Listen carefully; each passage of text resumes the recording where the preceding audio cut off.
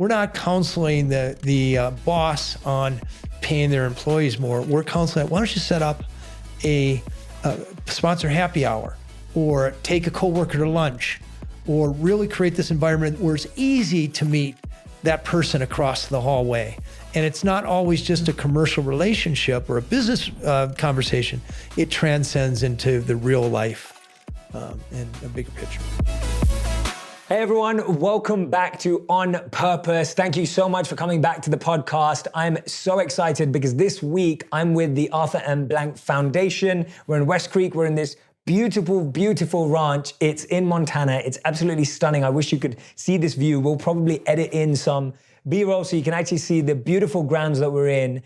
And we're here for a summit and a series and looking into health and well-being in America. And as part of this, I found out that a group of people that I deeply look up to are here. And out of that, I had the honor of sitting down with two of them today, and their work has been huge. I've actually made videos on this work. I've mentioned it in several of my coaching sessions. I've credited it specific amount of times in so many different talks that I've given. So to actually sit down with both of them is truly, truly meaningful to me. So let me give you a quick overview. Dan Buettner is an explorer, National Geographic fellow, award-winning journalist and producer, and a New York Times best-selling author. And Ben Leedle is a transformative business leader who envisions and creates world-class companies. Together, they co-founded a company called Blue Zones that helps people live longer, better lives by improving their environment.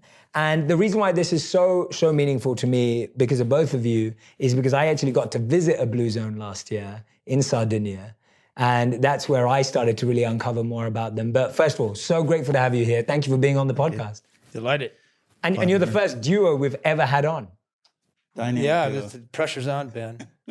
I think it's awesome. I think it's great. I want to start off, and you both can choose who takes which question. I'm just going to ask you both questions. You can decide who's the deeper expert on either one, because both of you are experts in your own right. So I'd love to start off by just explaining to my audience in a broad way, what are Blue Zones and how did you first get introduced to them? I can probably take that one. So Blue Zones are populations around the world where people live statistically longest. And we found 5 of them. This began with a National Geographic project, so we really did the homework. We spent 3 years with demographers who really do the homework to make sure people are living as long as they say they are. And we found the longest lived women in Okinawa, Japan, the longest lived men in the highlands of Sardinia, where you visited, in Ikaria, Greece, a population that not only lives among the longest, they elude dementia. So the lowest known rates of Alzheimer's disease in the world. In the Coya Peninsula of Costa Rica, we found a population that has the lowest rate of middle-age mortality, which means 50-year-olds have the best chance of reaching a healthy age 92 or 93 without disease, which is what we want. And then in the United States, we found them among the Seventh-day Adventists in Loma Linda, California. And the project Blue Zones and the company we run was based on the idea that, or based on actually the research that only about 15% of how long you live is explained by genes. The other 85% or so is explained by lifestyle and environment. And we distilled a blueprint from these Blue Zones, and now we're putting it to work in how many cities now, Ben? 49. 49 American cities. I can't even keep up. 48 in America, and we just launched our first outside the U.S. project in Airdrie, Canada, in Alberta. That's so it'll be incredible. our first ever, yeah. Wow, I love that. And that stat that you just mentioned there, 15% of our health and well-being and mindset is based on our genes. No. Specifically, it's how long we live. How long we live, right? And by the way, that's in with certain biological limits. So let's just set it up right now. Your average listener is given the science right now, probably will not live to 100. The maximum average life expectancy of people living in the first world right now is about 93. So if you do everything right, 93, maybe 95 for women. Women, do most things better than men, including living longer. So the value proposition that Ben and I are really evangelizing and putting to work in City is trying to get those 95 years without chronic disease, without heart disease, cancer, diabetes, and dementia that foreshorten their lives. We're not in this sort of, I guess, hopeful realm of trying to help you live to 120 because the science just isn't there yet. Right. And tell me about some of the things that you found when you were traveling in the different regions and what you uncovered about what was making sure that people were living longer and, more importantly, what you said, free from disease, because I think that's the most fascinating part. Yes. So we're looking for the common denominators that were the correlates or what we believe explain longevity in all 5 places. We found 9 of them, but I'll sum it up with just talking about 4 of them. Number 1, and this is disruptive. In blue zones, people don't exercise, at least not in the way that we think of exercise. And I always say, and Ben hates when I say this, but exercise has been an unmitigated public health failure. Fewer than 18% of people in the developed world exercise enough. So it isn't working for the vast majority. In blue zones, however, people are getting plenty of physical activity into their 90s and into 100s because they live in environments that nudge them mindlessly into moving every 20 minutes or so. So every time they go to work, every time they go to a friend's house, every time they go out to eat, it occasions a walk. They don't have a button to push for the housework and kitchen work. They're doing it by hand. They have gardens out back. So they're in constant mindless movement, which is what I believe we need to start thinking about if we're going to make healthier cities. Number 2, they're eating mostly a plant-based diet. 90 to 98% of what they put in their mouth is low-processed plant-based foods. The 4 pillars of every longevity diet in the world are, what I'm going to tell you now took me 8 years to figure out. So the 4 things are whole grains of every kind, greens, nuts. If you're eating a handful of nuts a day, it's probably adding 2 years to your life expectancy, and beans. Beans, about a cup of cooked beans a day are the pillar of every longevity diet in the world. And if you're eating a cup of beans a day, it's probably adding about 4 years to your life expectancy. Wow. Do you have beans at lunch? I do. I did. Yeah, we had, today. By the way, I saw Jay eat beans today, so he's getting some I'm blue also zone. plant-based diet. I have a full plant-based Yes, diet. I licked a little blue star and put it on his forehead. Most people aren't old enough to remember those old stars. I do. I remember them. Let's dive into these a bit. Let's dive in. Before you tell me all of them, I think it's so fascinating. Go ahead, dive. I think we should dive into them. Let's talk about the exercise one. So you're actually telling us that this whole culture of going to the gym, weight training, HIIT workouts, high intensity, all of that world, you're actually saying that doesn't necessarily lead to optimal health, but we're seeing it more in these regions through natural activities of the day. That's right. So exercise, by the way, is a great idea. And for the 20% or so people who actually get it, it's great. But it just, in our countries, we see obesity on the rise in most countries. Their school kids aren't moving enough. It's just not been a successful strategy to deal with the healthcare problems. It sells a lot of books. It sells gym memberships and gadgets and TV shows and yoga classes. Great. It's a great business, but it's not doing their job. And nobody, I feel like the emperor's new clothes by pointing out it ain't working. And it's a good idea, but it's one of our first moments on stage together. Oh, yeah. Dan makes that announcement and he's explaining exactly what he's saying. My master's degree is in exercise physiology. Okay. And people that know me know that I'm a big fan of exercise. But I think what struck me about Dan's discoveries in the blue zones was he calls it they were nudged constantly. But this idea that here in this country, people go exercise, they might kill it for an hour, maybe 2. And then the rest of the day, almost nothing. In the blue zones, people were moving about every 20 minutes. And there is no exercise prescription for that. And so the point that Dan is making, even the hardest core scientists, which you have some of the world leaders gathered with us out here this week, it's just a different mind shift in how to think about, and I think about it less as exercise and more as answering the question, how physically active were you today? Rather than the intensity of any one period of time, but a consistent pattern of movement through the day. Amazing. And the second one was the plant-based diet. Let me just add on that exercise one Go for thing. it. So Ken Cooper's here. I don't know if you're going to interview him, but he's a legend in exercise. And just to point out the power of walking, people think they have to go pump iron or run triathlons or do, break a sweat. But actually, walking gives you about 90% of the physical activity value of training for a marathon. And Ken told me, and he's on top of all this data, that if you're 80 years old and you can walk a mile in under 17 minutes, it adds about 6 years to your life expectancy overnight. So just the act of walking. Now, I could ask you, Jay, or any of your audience to get out there and get your exercise. But if I can just create your city, so it's easy to get to your coffee shop, your kid's school, to work, you're going to get that walking. That's going to get you 90% of the physical activity you need. Absolutely. And then Ben, that's the project where you're really building. Yes. Like that's what you're creating when you talk about those 49 locations. We bring in... You're actually trying to construct cities in ways we walk more. That's exactly right. So explain how you do that specifically for that. We have experts who have spent their entire careers looking at how movement happens in our environments, and particularly in cities, and understanding transportation, how cities have been engineered and constructed. And most in America, the communities have been built for the automobile.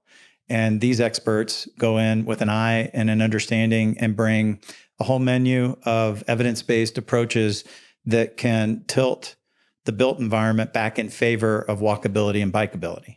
And so those experts go in, do very deep assessments, think through design constructs, hold charrettes or summits with the leaders who are committed to creating the change, and present them with an evidence-based list of menu items with understanding not all have equal impact, but collectively looking for city leadership, business leadership, civic leadership to stack hands around enough changes so that it creates a tipping point in what we're talking about. And sometimes that's just creating sidewalk and trails, and sometimes it's a matter of connecting neighborhoods or from neighborhoods to downtown areas. And if you look at how America has evolved over the last 30, 40, 50 years, it's all been toward the attention of favoring automobiles and instead of human transportation, the natural way. Yeah, that's absolutely incredible. I actually feel when I used to live in New York, I used to walk a lot more.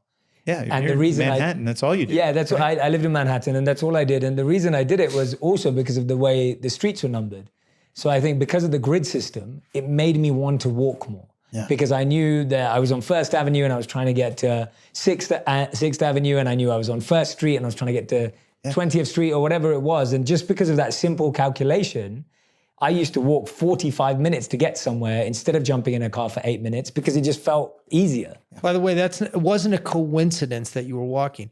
Bloomberg, when he was mayor of New York, he made a very hard push for walkability, and he hired a person who kind of an ambassador, walkability, bikeability. So now New York sidewalks are cleaned up, they're safe. There's little subtleties the way sidewalks are designed, how wide they are they dangerous, are you stepping off a big curb or is there a nice ramp? The bike share program, they've eased traffic there and unleashed this army of bikes that just about anybody can take. That's how you get a population. And not coincidentally, the obesity rate of New York City is about a third of what it is in middle America. So you can actually raise the physical activity level of an entire city by 30% by just optimizing streets for walkability and bikeability, cleaning up parks and making sure people can take public transportation. That's been in our approach. Rather than trying to get 8 million New Yorkers to get down to the gym, which you're never going to do, we just make it easy for them to go get their coffee. I'm totally impressed and fascinated right now. Like, this is awesome. I'm so glad that this is happening because I couldn't agree with you. The more natural we can make it for people to get moving, the more organic it can be, to make it unconscious. Absolutely. Yes. To make it unconscious. I love that. That's incredible. Dan always talks about people's individual will. and how it can be motivated but that it fatigues. Yeah. And that's why you see so much recidivism from people who start exercise programs, diets, other things. This is just the intervention is where you spend your time and who you spend your time with and what the cultures and policies are like for that time. Absolutely. And it's so interesting because even in the media space and what I'm trying to do is the same, that I feel that if you just supply people with junk media, just like junk food, they'll eat it. But when you provide people with healthy media, but that tastes good and looks good, like healthy food, you can switch off to it. You can switch up to it immediately when it's there in the same places. And so I'm seeing that habit change in people as well, that people will go for a better alternative if it's presented correctly and it's available. And that's one of the biggest challenges is accessibility and availability. That's absolutely brilliant. That's the absolute right idea. Make it easy, make it accessible. And quite honestly, you have to compete with the other alternatives out there. Yeah. But we can do it. We're doing it right now. So this is awesome. I love this. This is fantastic, by the way. Anyone who's listening or watching right now, if you're listening right now and you cannot see my face, I just want you to know that I am... He's looking good. Happy. I am very happy right now that this work is happening in the world because, what you're both doing is going to change lives of millions of people in the future. So, and hopefully sooner too. Tell me about the plant-based diet. So any added points to that? I know we already mentioned we all ate beans today, but... So, there's an army of scientific research out there that will support anything you want to eat. There's research that butter's good for you. There's research that these paleo or keto diets, or you can eat a steak a day or bacon. But here's what I know. And I would argue I know it better than anybody else on earth. The longest lived people in the world, if you look back for the past 100 years, my team aggregated 155 dietary surveys done in each of the 5 blue zones. You can't just, by the way, ask a 100-year-old what they ate to live 100. They don't remember. If I asked you, and I'm going to ask you actually, Jay, what did you have for lunch a week ago Tuesday? Oh, I'm not a good person to ask. Okay. I'll tell you why, because I have a very regulated diet. I pretty much eat the same thing every day. I'm going to ask everybody else listen. Pat answer for that. Avocado toast. That's like my avocado on toast is like my go-to lunch. You'll live to 100. Okay, I'll ask everybody else out there what they ate a week ago Tuesday. 98 out of 100 can't tell you. So you can't really ask a 100-year-old what they ate over the last 100 years. So we found dietary surveys done when these people were 10 and when they were newly married and when they were 50 and newly retired. And when you aggregate it in this process called a meta-analysis, what emerges is a very clear pattern. So mostly plant-based. I talked about the 4 pillars. Mm-hmm. They do eat meat, but on average only 5 times a month. They eat fish they're not big fish eaters as you would expect, even though they're on islands, they live inland away from the sea. So they're eating fish only 2 or 3 times per week. No cow's dairy in any blue zone, which I found striking. They do have some sheep cheese milk like feta or some pecorino from sheep's milk. And then when it comes to drinking, they're drinking about 6 glasses of water a day, herbal teas of all kinds, even black tea, coffee. One of the best beverages you can consume, and people are going to love me for this, is coffee. I love you for it. It is the biggest source of antioxidants in the American diet, which is probably more a commentary on the American diet than the virtues of coffee. But nevertheless, as long as you're not putting a bunch of caramel sauce in there and cream, your cup of coffee is a net positive. Try to drink it before noon. And then wine. So most blue zones, they're drinking 1, 2, one place, maybe 3 glasses of wine a day. Usually with their meal though, and among friends. They're not slugging it down in their room by themselves. So that's really, if you average these 5 places over the last 100 years, that is the diet that is manifestly getting people to 100 or 95. Anyway. And Ben, go on, please. I was just going to say, and there's also the things that you observe around their strategies for not overeating. Tell us about that. Because go ahead, Ben. Yeah. Well, I mean, in Okinawa, there's a term harihachibu, which they said before all their meals, which basically centered them around what I think of as mindful eating. They weren't like many of us Americans who just grab it on the go and slam it down and don't even realize how much they're eating. And, they're stopping. And when you think about the translation of their term, it's basically they're kind of stopping when they feel about 80% full. And those strategies were key. You won't see the big family style bowls of food sitting in front of people where they're heaping on big, huge portion sizes. They ate off of smaller plates. They plated the food, the kitchen, took it to where they ate, stored all the rest away. So there's a whole set of things that have been learned from those cultures that are easy to institute in your own home. Yeah, absolutely. It's so fascinating to me because it's so similar to monk life. So we were training that when I lived as a monk for 3 years. The plates that we were eating from were smaller, and it was the same reason that my portion size shrunk because of the size of my plate. Yes. And then when I was traveling and visited the US many times, and I started to see like when you went to get like soda and you just see like the extra large option, and you just think, wow, because that's available, that's now attractive. And we never had that availability. And it was the same that you ate what was on your plate and you only took on your plate what you would eat. Nothing could be wasted. And so there was no food waste either. And so you never wanted to overeat and be in that position. So same, that 70, you said 80%, but it was 75% for us was eat till you're 75% full. And that's why breath and air and water were such important components of feeling full and ready. So no, I love it. But it's also a former collaborator of ours, Brian Wansink, showed that if when you put food on a smaller plate, you perceive the same amount of food as bigger. And it sends a visual cue to your brain. You're having a big mound of food here. So people tend to eat 20 to 25% fewer calories when they're eating off a 10-inch plate than they are, the garbage can lid plates that Americans eat off of these days. Amazing. So we can trick ourselves into eating healthier by buying smaller plates at home. Yes. So head over to Crate and Barrel or wherever else, 10 inches, Home Depot, and then go and get that. I love that. Ben, this one seems harder to implement into cities. So I understood about reconstructing cities for walking, like walking to school and walking to work, etc. But how do you incorporate the plant-based diet and all these diet options into a city?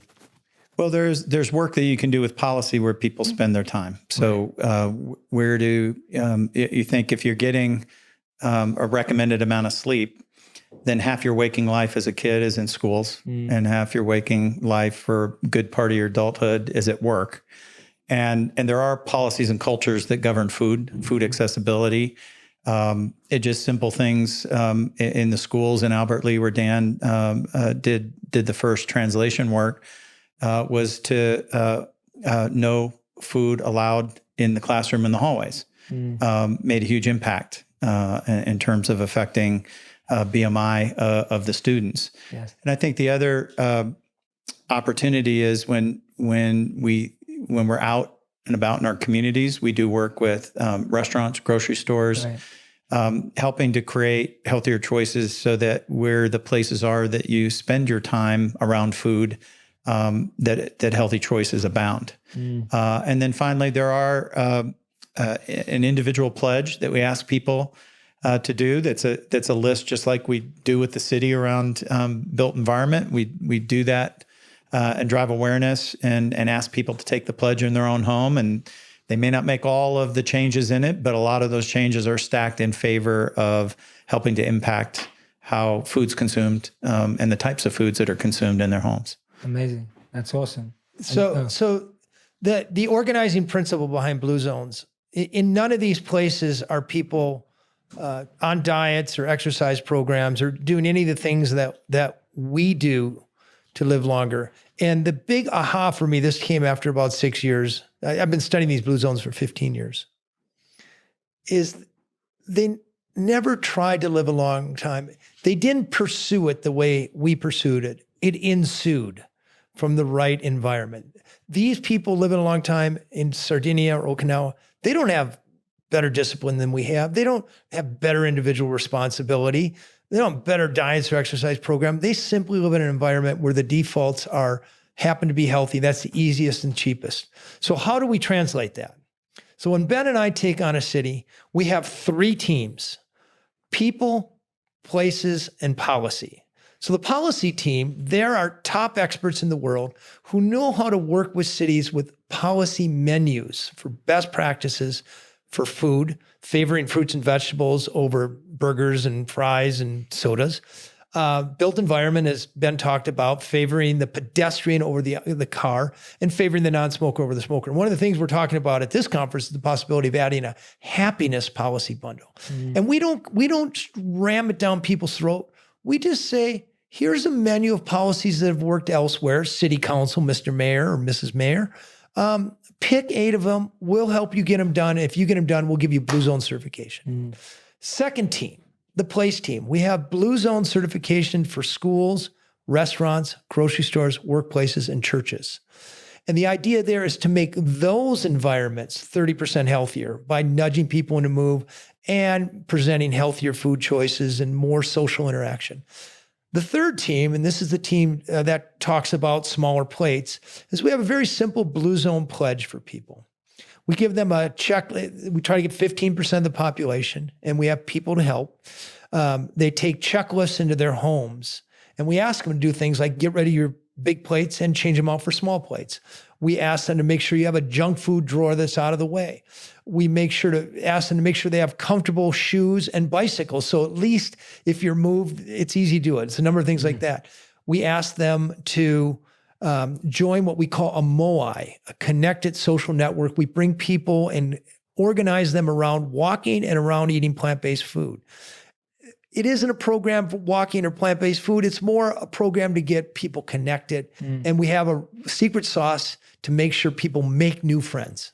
So loneliness, as you know, is a huge problem in America. And then finally, and really to the point, I think, of this podcast, is we have a very effective purpose workshop. Purpose is the third. This is among the third. So this is the people. So the people are doing the checklist, the Moai, and then they're doing a purpose workshop. And the purpose workshop, you'd be shocked how many middle Americans wake up in the morning exhausted, tired. They get breakfast for their kids. They go off to work on a long commute. 70% of Americans do not like their job. They come home tired. They don't have time. They make a crappy dinner for their kids. They watch, as you pointed out to me today, 1.5 hours of Netflix every night, and that's after social media and watching network TV. And then they go to sleep and don't get enough sleep. So the taking time to help people identify what they like, what they're good at, what their passions are. We take an hour to do this, and what an outlet for that, because it ain't going to be work most of the time. So then to make sure that they have an outlet for it, we do these curated volunteer opportunities. So you don't just fling them at some volunteer opportunity. We make sure then there's a half a dozen volunteer opportunities in these cities, and we speed date people with a volunteer. So if you like animals, you're walking dogs. We have the Humane Society. If you have a passion for care, we might couple you with the Battered Women's organization. If you like old people, we'll help you volunteer with the elderly. So we get people activating their purpose. And when people who have a sense of purpose are living about 8 years longer than people who don't. So once you get it started, it has a sort of self-perpetuating. Is that the close, 8 years is the longest you've mentioned there? Is that is purpose correlated with the highest form of longevity? This comes, the very first director of the National Institutes of Aging in the United States is a guy named Robert Buettner. And he's the one who looked retrospectively at writing, and he found that people who could articulate their sense of purpose were living about 8 years longer than people who were rudderless in life. So that's the best study I know. It's the longest term, biggest cohort, or biggest study I've known. But not coincidentally, in Blue Zones, they actually have vocabulary for purpose. You go to Nicoya, Costa Rica, it's plan de vida. And when you ask people that, they know it off the tip of their tongue. In Okinawa, it's ikigai. We were identifying ikigai 15 years ago as the key. By the way, in Okinawa, there's not even a word for retirement. There's none of this sort of language for the artificial punctuation between your useful life and your life of repose. Your whole life is imbued with ikigai, the reason for which I wake up in the world. It's way more important than people think, because I believe you can't package it and marketers can't sell it to you. Can't make a lot of money off of purpose like you can a diet or a supplement or exercise program. But purpose is really the great undercelebrated. Let me put it this way. If it were a drug, it would be a blockbuster drug. Absolutely. That's why the podcast is called On Purpose. Yes, you should be packaging it, He is packaging. prescription. He's prescribing it to all his listeners. I totally agree with that. But the Sanskrit word is Dharma, for purpose. I didn't know that. And it's the same thing. And so Dharma sometimes can be made into duty that we live with, but it's also eternal duty, that which we are eternally connected to, that reason for being, as Ikigai says. Yeah, if I could just make that's a great point. If you said this would be a conversation, so I just learned something. Yeah, it is a conversation. But one of the things we've learned, one of our biggest Blue Zones project is with HMSA in Hawaii. And, every place is different and they're in there all the same. But Hawaiians have very strong cultures. And, we introduced Moai and Ikigai, and we introduced, Plan de Vida, and they kind of got it. But actually they have a word for it, which is ohana. And ohana means not just following your own little passions or your own hobbies or whatever. There's also a component of responsibility. And you also see that in the Blue Zones. It's when you get older, your purpose always has an element of giving back. Yes. It's making sure kids grow up well. It's making sure that they're helping the mayor make right decisions because they've been around for 90 years and they've seen it all. It's making sure that other people in their family get through periods of difficulty because they have the resiliency of having survived all these decades. Absolutely. And so those are three that we've been through. We've been through the natural exercise, or the organic forms of exercise that come in the day-to-day. Then we had the plant-based diet with the 4 pillars, and then we've had purpose. What else was the key trends that you found? So we now know that if your 3 best friends are obese and unhealthy, there's 150% better chance you're going to be overweight. So health behaviors are as contagious as catching a cold. Alcoholism is contagious. Smoking is contagious. Drug use is contagious. Even loneliness is contagious. If you go out to eat with somebody who's lonely, you can actually feel lonelier than you would be if you just ate alone. Oh. So really important. Not a laughing matter actually at all. So, but it sounds funny, but it's sad. Yeah. My grandmother used to say to me, "Show me your friends, and I'll tell you your future." And you see very clearly in Blue Zones with these Moais, like in Okinawa, a curated group of friends who you surround yourself with. They drive your long-term behavior more than anything. So the people in Blue Zones, the people they're hanging out with, their idea of recreation is gardening, or it's taking a daily walk. They tend to eat well. So when they go over to each other's house, they're not confronted with baby back ribs or a burger. They're all in Okinawa, they're eating this, they cook this wonderful stir fry, and there's not an influence. The Adventists, they're really big on prayer, spiritual support when you're down, taking care of you. So the big prescriptive here, the takeaway, and probably the biggest thing you can do today to add years to your life is think about who the closest people are to you. I wouldn't necessarily tell you to dump your old friends if they're toxic and smoke too much and sit around and drink Mountain Dew and watch reruns of Breaking Bad. But I will tell you that if you proactively bring some people into your social network whose idea of recreation is physical activity, and by the way, it wouldn't hurt to have a couple vegetarians and vegans into your immediate social network, because they'll do more to influence your behavior than any diet will over the long term. Yeah. Ben, did you want to add anything to that? No. Okay. No, that was it. That's yeah. Well, I'm intrigued by, I think people aren't used to seeing people come together, because we're like, okay, well, what do they talk about, right? Like when you think about people coming together, we think about people talking and sharing and discussing, like we're all doing this week. And I think a lot of people find that their own circles, we end up doing things like complaining, comparing, criticizing, gossip, right? We spend otherwise known as bitching. Right. Yeah. Yeah, exactly. And so we spend a lot of time in our circles, often in that space. I'm not saying always, and I'm not saying all the time, but that can take up a significant. I've had one-on-one conversation with so many people, different age groups, different backgrounds, who've said to me, Jay, yeah, when I get together with my girlfriends or when I get together with my friends, this is what we end up talking about. How did you find that their conversation, was it more elevated or no? Was it actually at that level and that worked out just fine? Yeah, I do think there is room for us to vent.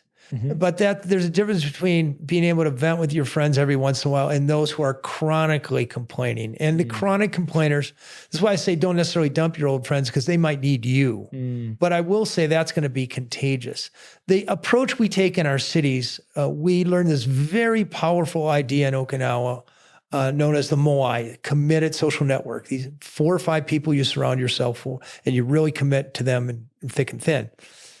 So here's the secret. Those people, they might be lonely or they might have who they think are toxic friends. We take them through this process so that they can identify people. We like to hang out with people like us.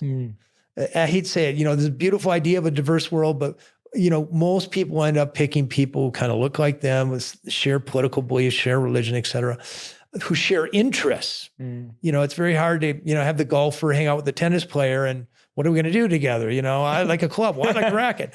So we don't try to beat that barrier down. And then people's schedules have to line up. So in our cities, we bring huge numbers of people together and we take them through an hour-long process so they find people like them. And we just challenge them to walk or to eat plant-based foods for 10 weeks. And that's long enough for people to really make friendships. After about 6 weeks, there's a tipping point. Like if you and I hang out, you and I have seen each other twice now, and I like you and I call you a really good acquaintance, but I'll bet one more time and if we still like us, we're probably friends. So there's actually terminology for it. It's called homophily.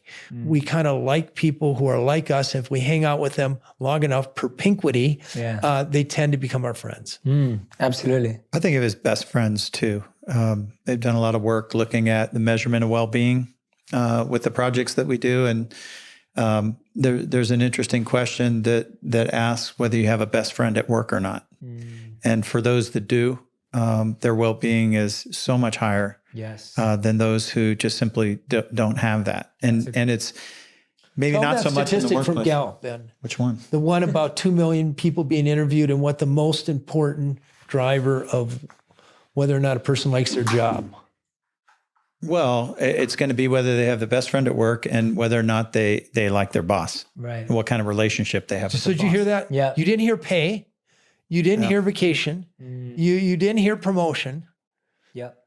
I think it's so huge. Yeah. And I remember as a kid, you had a best friend somewhere, right? Yeah. And as we grow up as adults, everything gets busy. Things get oriented around work, family, kids. Yeah. And I think we lose this idea that we have a best friend. And Dan's work, a Gallup's study knows that, do you have on a really bad day, 3 people that you could call unconditionally, they're going to respond to support to you. Yeah. So when we do these Blue Zone projects and we're creating these Moais and we're introducing people to a new network that are beyond their current network and they're built around, health and common interests. And to Dan's point, 10 weeks plus, you start seeing behaviors turn to habits.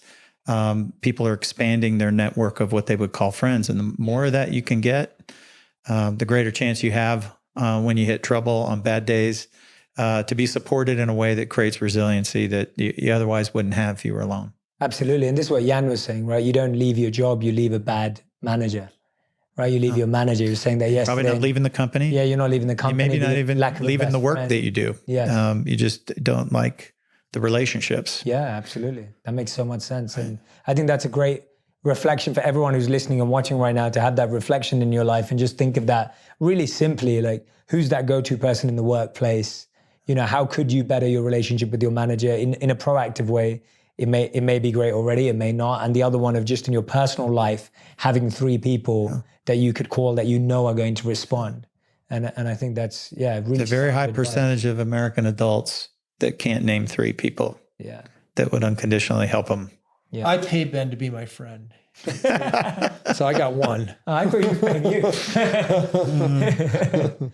But yeah, no, I think this is really powerful stuff because I feel like, what you've uncovered in these blue zones is what's directly affecting not just our longevity. And I wanted to draw out that point that what you're saying is this isn't just about living a longer life or a healthier life. It's also about living a happier life, right? Is that connect true as well? Or are we just talking about longevity and health? There's about an 80% overlap. Okay. On as a rule, the same things that will get you to a healthy 95 will also ensure you enjoy the journey. I also wrote a book called Blue Zones of Happiness and a cover story for National Geographic that took the same approach of finding statistically happiest places and then reverse engineering what they did as to offer lessons for people. And it turns out, as we heard today, that most of what we think brings us happiness is misguided or just plain wrong. Absolutely. So this notion that Ben just got done talking about, that your best friends are going to, making a friend at work is going to be more important than pay. So when we work, we certify workplaces, and when we go into workplaces, we're not counseling the boss on paying their employees more. We're counseling, why don't you set up a sponsor happy hour, or take a coworker to lunch, or really create this environment where it's easy to meet that person across the hallway. And it's not always just a commercial relationship or a business conversation. It transcends into the real life and a bigger picture. Are you seeing workplaces want to create blue zones in the workplace? Absolutely. Almost as a mindset? I can see it being very attractive. I worked for 2 years at Accenture. Yeah. And Accenture was an organization that really wanted to do more for the health and well-being of its employees and was trying to put so many different things in place. And in different ways, we were using a lot of these concepts. And so I can definitely see it being an amazing place for people. Tell me about some of the experiences you've had implementing the organization. 20, you should tell them a little bit about this guy's a legend. Legendary past. I spent 20 years with the Fortune 1000 companies in this country trying to identify the right ways to be able to improve health in their workforce for all sorts of reasons. The number 2 line item on any corporation's budget are big organizations that are self-insured are healthcare costs. And then that's not even counting things like lost productivity and how engaged or unengaged people are distracted when they show up at work. Wellness is a term that I think of that it's a bit different than what we're pursuing with Blue Zones. And we made a shift away from wellness because all the things that Dan has talked about is that when programs were offered in the workplace, most of them were oriented around a model of the individual gets connected with an expert, a coach, a professional, a plan is designed, and then the person's encouraged to go follow the plan. And, if you need help, here's some digital tools, or, you can make a phone call and someone will work with you. But essentially, it's education, guidance, and then a plan that you're supposed to do. And the same statistics hold true that Dan talked about. And in fact, it's about single-digit percentage of the effectiveness of this type of an approach where it's all about the individual and expert type of plan. And if you take Blue Zones into the workplace, to the chief financial officers, to the CEOs, to health benefits leaders and heads of HR, human resources, it's such a very different model because it is really setting up their environment differently. It's doing those purpose workshops. It's creating Moais in the workplace. It's making the extended effort for the workforce to be able to, with their purpose better known and understood, and clear time away to be able to do volunteer. Just a whole different array of an approach. And we are seeing those organizations that go through about a 3-year process to make these type of changes and institute their own policies in their own environment on the things that they can control in the workplace on behalf of their colleagues, outperforming kind of traditional wellness in the workplace type of models. And people are very excited about it. For the residents in these blue zones, how much was success, ambition, achievement relevant in their life at all? Not at all. Right. Now before we go into a city, we interview the mayor, the city managers, superintendent of schools, the big CEOs, the police chief, and we show them, we open the kimono. We are coming in to create an environment where healthy choices are easier. And quite honestly, we're going to limit freedoms to do unhealthy crap. And if they're not signed up for that, we go to the next city. We've had over 400 cities ask us to do it. We've only done it to 49. Because if we can't get the buy-in of all the top leaders, they should go spend their resources elsewhere. Right. Let me tell you why Ben and I are such good partners, if I can. Of course you can. I came back from Blue Zones, and I Blue Zoned one little city called Albert Lea, Minnesota. It was a big success. And Ben's wife, Liz Leedle, Ben couldn't sleep one night, and she had my book, Blue Zones. And Ben was complaining he couldn't sleep.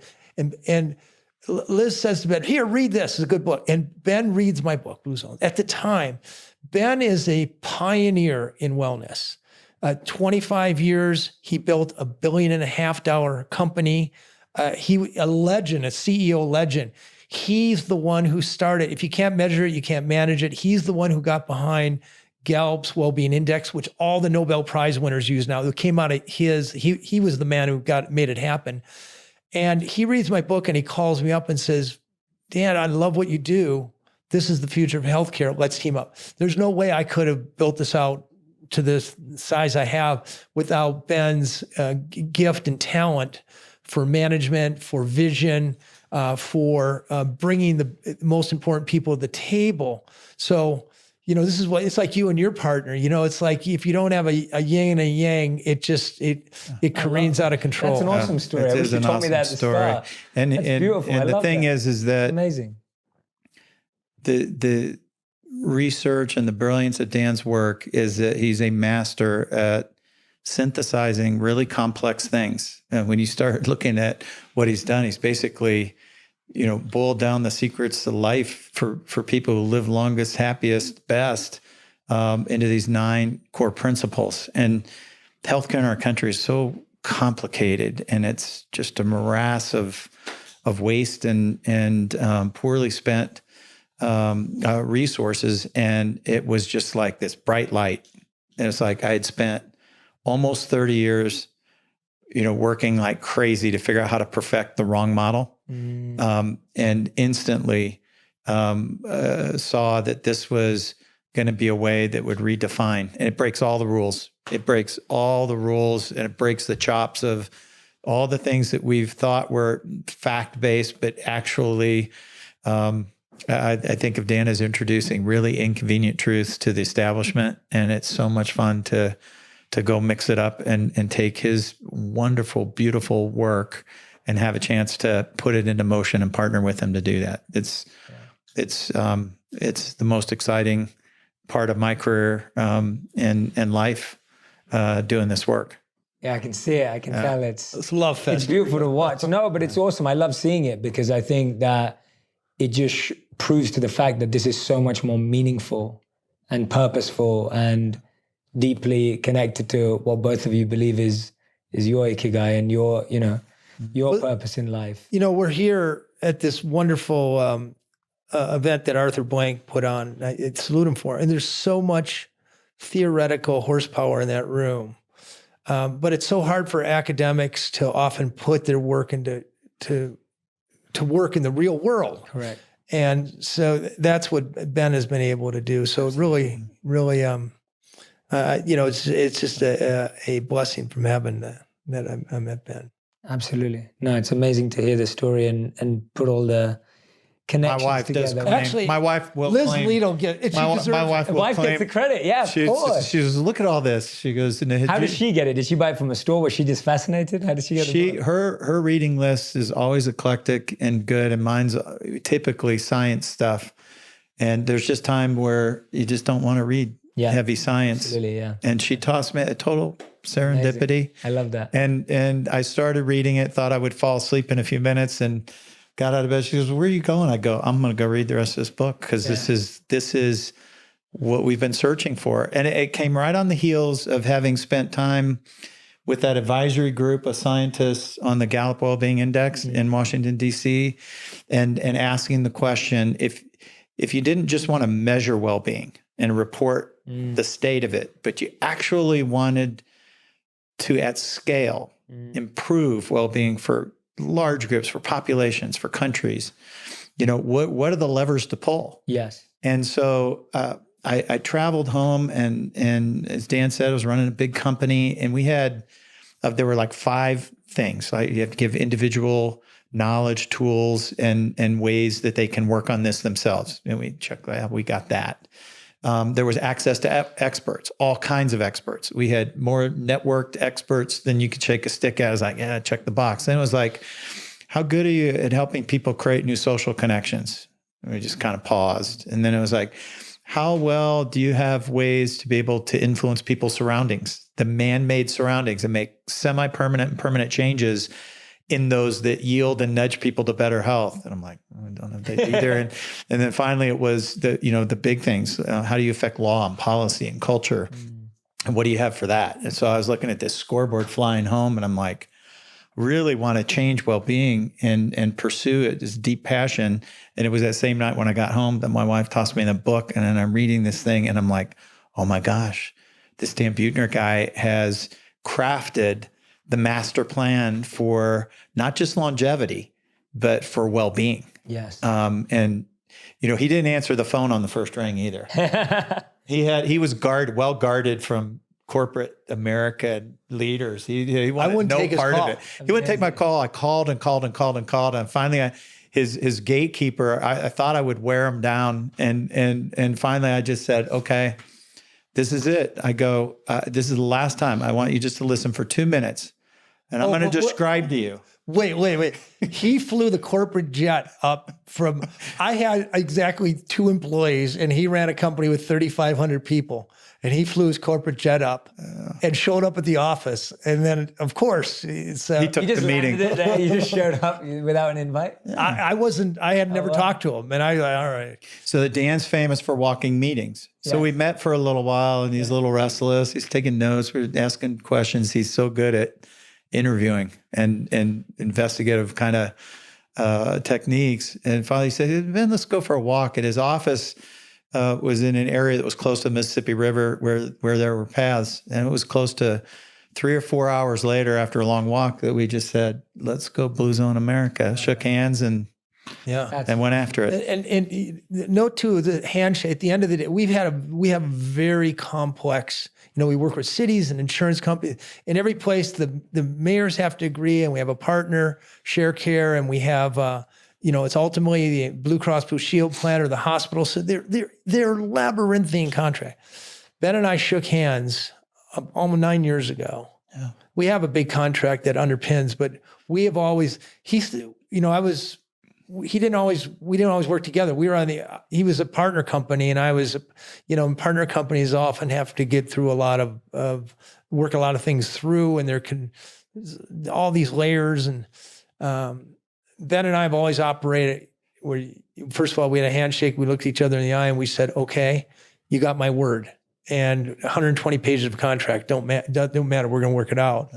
And now 3 years ago, Ben became available, or 2 years ago, and now he's CEO of Blue Zones.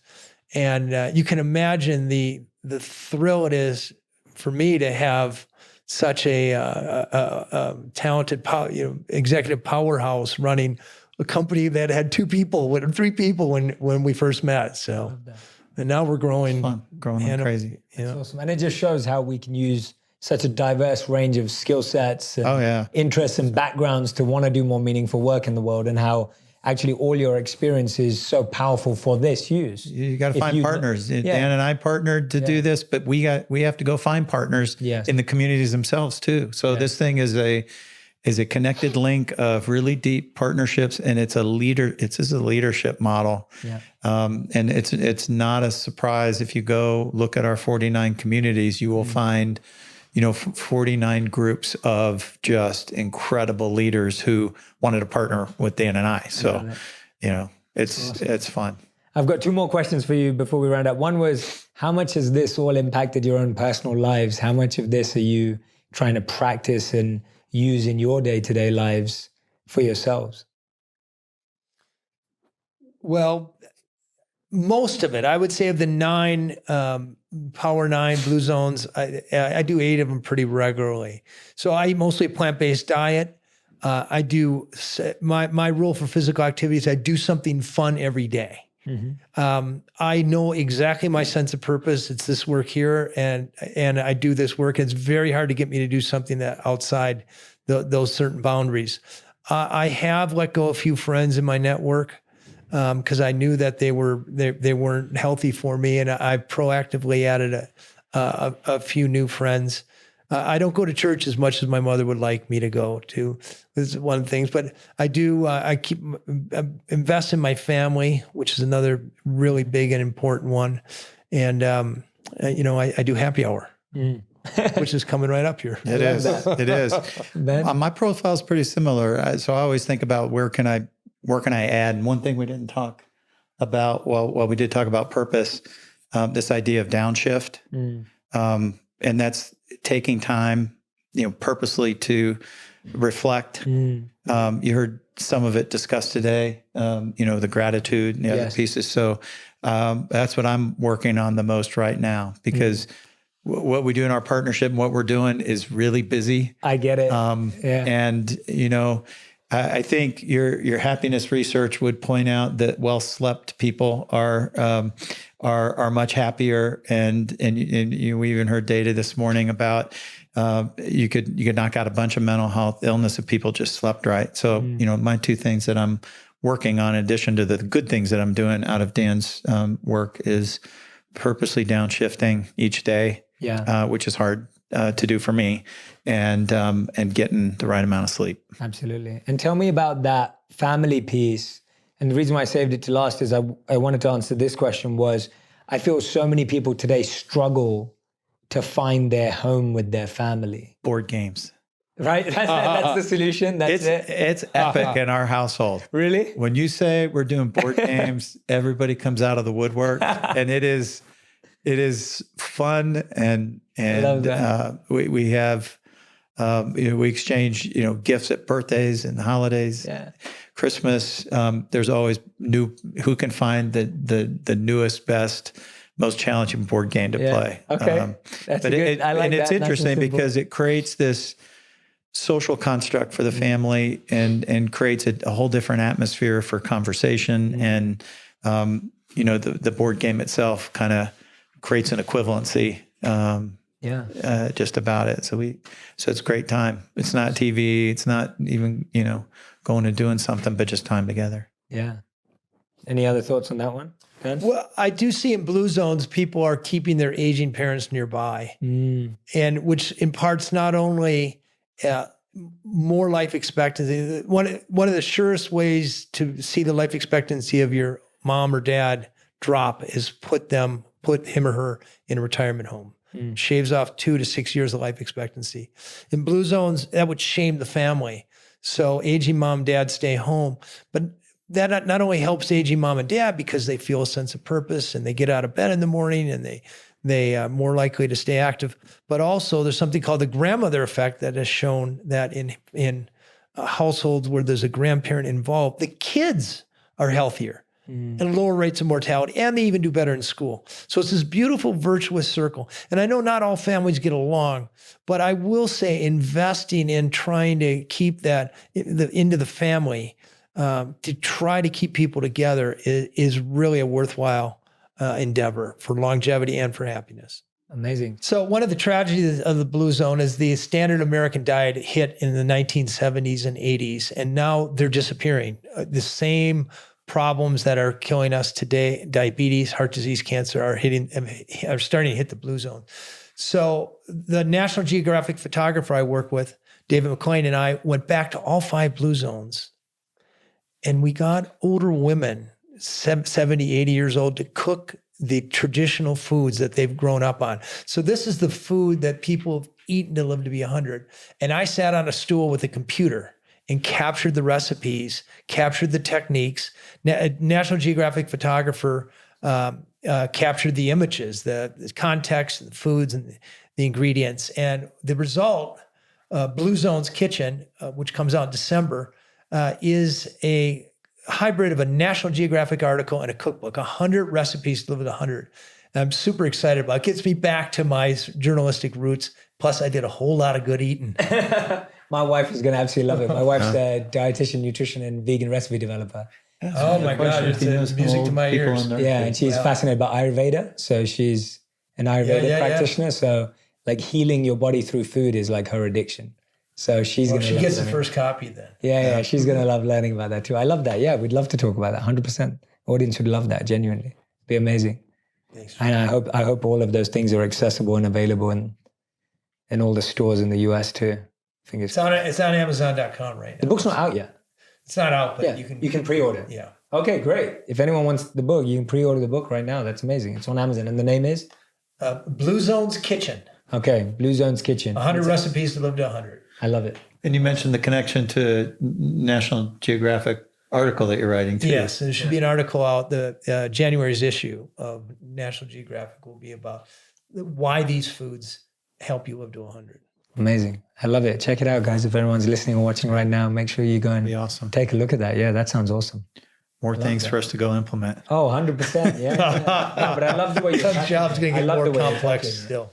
Amazing. So we have what we call the final 5, which we end every interview with. This is a quick fire, rapid fire round. So you can only answer questions with 1 word or 1 sentence maximum. Oh, goodness. 1 word or 1 sentence? Yeah, I'm lenient. I'm going to do a Faulknerian sentence. You both have just, this has become easily one of my favorite interviews I've ever done. So on that basis. I've seen this on ESPN before. Yeah? Okay. Oh. It's kind of like that. But they stole it from Jay. I'm sure. Around it went. Question number 1 is, what's the best piece of well-being advice you've ever heard? Curate your best friends. Know your purpose. Nice. Okay, second, what's the worst piece of well-being advice you've ever heard? Get rich. Count on other people to deliver it to you. Nice. Okay. Third question is, if you could give the whole world 1 habit to practice for 30 days, what would it be? Love. Social connection. Okay, amazing. The 4th question is, where do I want to go with this? This is too fun. Oh, out of all the blue zones, if anyone wants to travel to one, which one should they visit and why? You should go to Thea's guest house in Ikaria, specifically in the city of Nas. That wasn't 1 word, but... That's not, and why? No, I'm opening it up because I want to know why that one. So that is the best place I know. This is this beautiful guest house in the Aegean Sea. Very simple, very cheap, but they cook Blue Zone's food.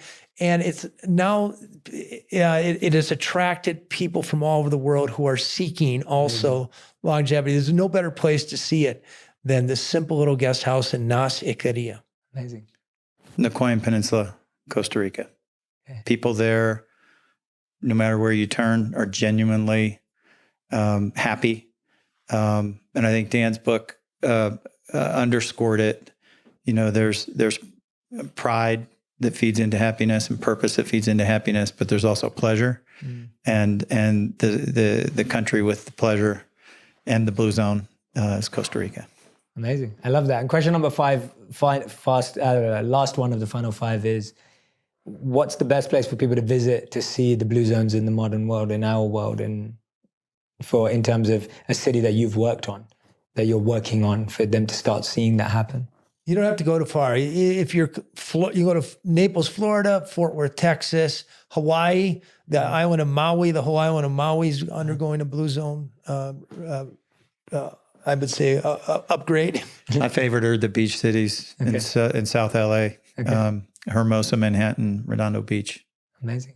Awesome. Thank you both so much. Ben and Dan, you're the best. Thank you so much. That was genuinely such an interesting conversation. And both of you just incredible. I can't wait for my audience to learn more about you, find out more about you, and hopefully help in some way too, if there's any way that partner with us. Yeah, absolutely. We should figure that out. I'm so passionate about the work you're doing, and I'd love to learn more and more and more. So this is definitely the first of hopefully many conversations and walks Next time we can go on a walk together. I like walking meetings too. Yes. So He's that's legendary about that. It's hard to Get do your for a walking podcast shoes to get on. the sound right. I don't like getting walking podcasts, but we can do walking meetings. But thank you both so much for your time. I'm very grateful. Great delight. Thank you. Everyone who's watching this, make sure you share this on Instagram, Facebook, YouTube, Twitter, wherever you're active, because I'd love to see what are the key nuggets that you took away. I want you to think about the one thing that you can try and practice for the next week. So take something out of this conversation, see what resonates with you, and see what you can put in as an experiment into your life for the next week. Dan and Ben, thank you so much for being here.